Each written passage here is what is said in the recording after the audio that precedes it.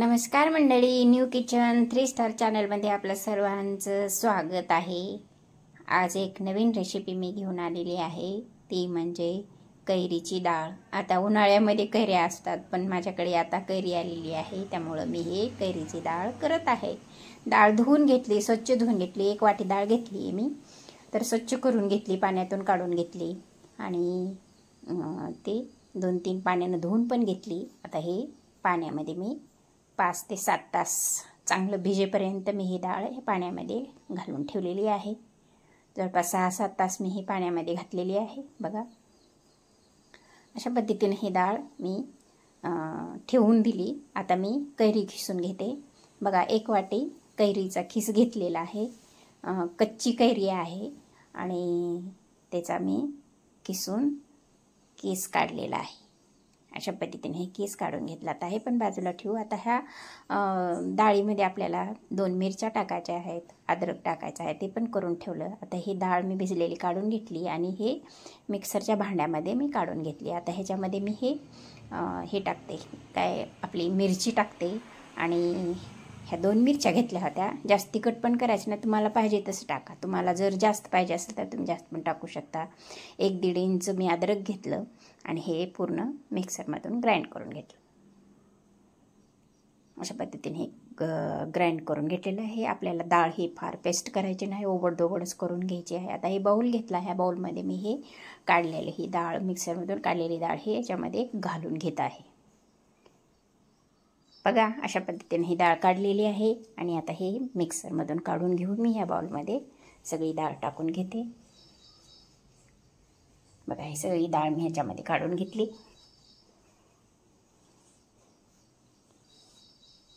आता ही डाळ काढून घेतलेली आहे, ओबडधोबडच करून घ्यायची ही डाळ। आता मी हे 1 वाटी आंब्याचा किस जो घेतलेला होता ना, तो किस मी ह्याच्यामध्ये घालून घेते।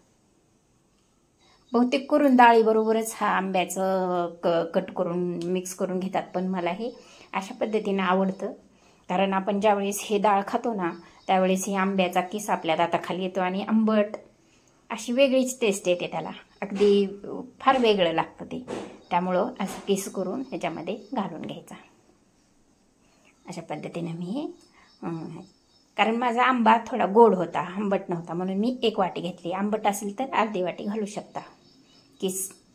आणि आता त्याच्यामध्ये थोडंसं मीठ पण टाकून घेतलं। आता मीठ घालून पण थोडंसं मिक्स करून घ्यायचं। अशा पद्धतीने हे सगळं मिक्स करून घेतलेलं आहे।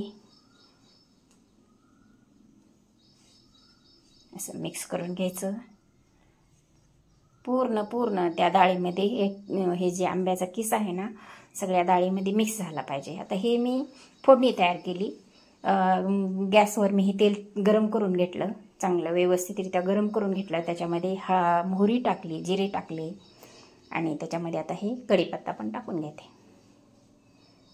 हा कढीपत्ता टाकला आणि त्याच्यामध्ये थोडीशी कलर येण्यासाठी हळद टाकून घ्यायची।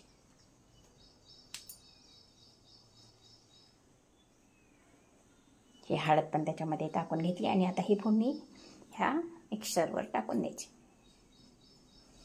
बघा, अशा पद्धतीने हे सगळं फोडणीचं जे साहित्य आहे ते मी ह्याच्यावर टाकून घेतलेलं आहे। आता हे पण सगळं मिक्स करून घ्यायचं। असं पूर्ण मिक्स करून घ्यायचं।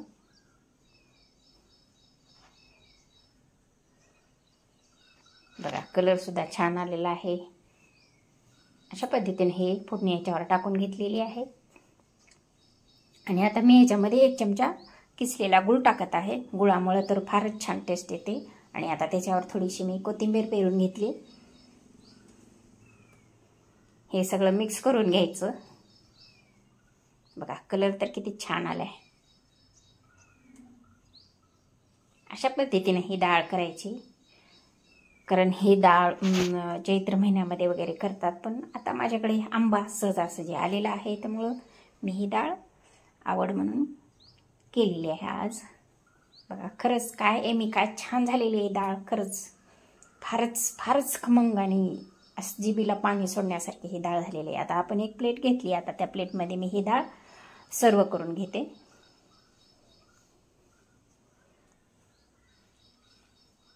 ही सगळी डाळ हे याच्यामध्ये ह्या प्लेटमध्ये मी पूर्ण डाळ घालून घेतलेली आहे. लाईक करा, शेअर करा, कॉमेंट करत चला. कॉमेंट केल्यामुळं मला लक्षात येते की माझी रेसिपी कशी व्हायली आहे. त्यासाठी तुम्ही कॉमेंट करत जा. आणि माझे व्हिडिओ पाहण्यासाठी बेल आयकॉनला क्लिक करा, जेणेकरून तुम्हाला नोटिफिकेशन येईल. आणि सबस्क्राईब करा. Thanks for watching.